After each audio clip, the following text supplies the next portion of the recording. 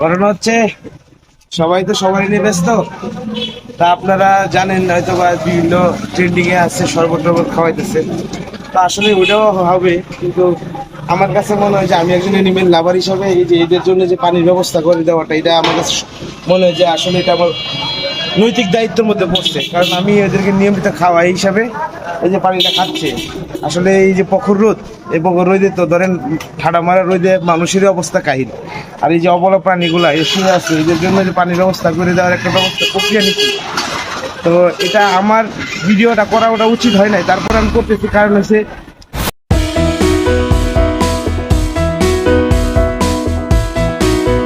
আমার দেখা দেখি যদি আরেকজন এই কাজটা করে আপনার এলাকায়, আপনার যে আশপাশে যে অবলা প্রাণীগুলো আছে তাদের যদি একটা পানির করে দিতে পারেন, তাহলে হয়তো বা এই অবলা প্রাণীগুলো তারা কিছুটা হলে স্বস্তি পাবে।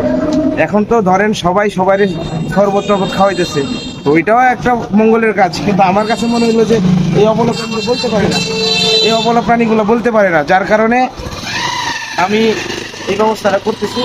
আমার আমার যে বাজার লক্ষ্মীপুর ঔষধি গ্রামের লক্ষ্মীপুর হাট বাজার, 20 থেকে 25টা কুকুর আছে, তাদের জন্য আমি এই এই ব্যবস্থাটা করছি। এবং সব জায়গায় আমি ডেইলি আমার রুটিনের মধ্যে থাকবে যে আমি এদেরকে পানি দিব। তাহলে চলুন আমার এই কার্যক্রমটা আমি দেখাই। Let's go. হ্যালো লক্ষ্মীদের বিদের ভাই বোনেরা, এই যে আমি আসলে এই কাজটা কেন করতেছি, কিসের জন্য করতেছি।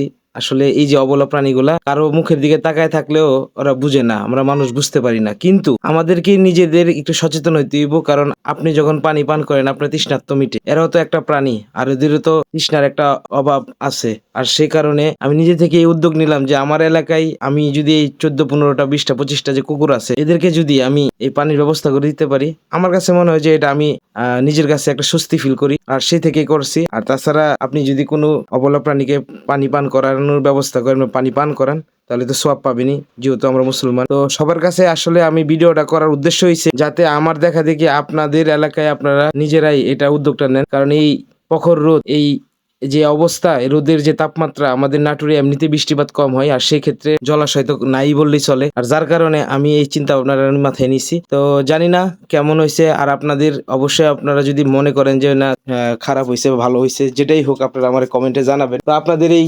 আন্তরিকতায় আমি আরো কিছু হয়তো বা করতে পারি ভবিষ্যতে। তো দোয়া করবেন আমার জন্য, আর পেটুক বেচালের জন্য দোয়া করবেন। শুধু ভাই আমি খাই না, কিছু মানবিক কাজও করার চেষ্টা করি। আর এই যে দেখতেছেন কতটা শান্তি নিয়ে পানিটা খাইছে, এর চেয়ে বড় কি সুখ আর থাকতে পারে একটা মানুষের জীবনে। আপনি যদি এই অবলা প্রাণীকে একটা 5 টাকার একটা রুটি কিনে খাওয়ান, দেখবেন যে আপনার ডিপ্রেশন যদি থাকে সেটা কাটে যাবে। তো ভালো থাকবেন, সুস্থ থাকবেন, আল্লাহ হাফেজ।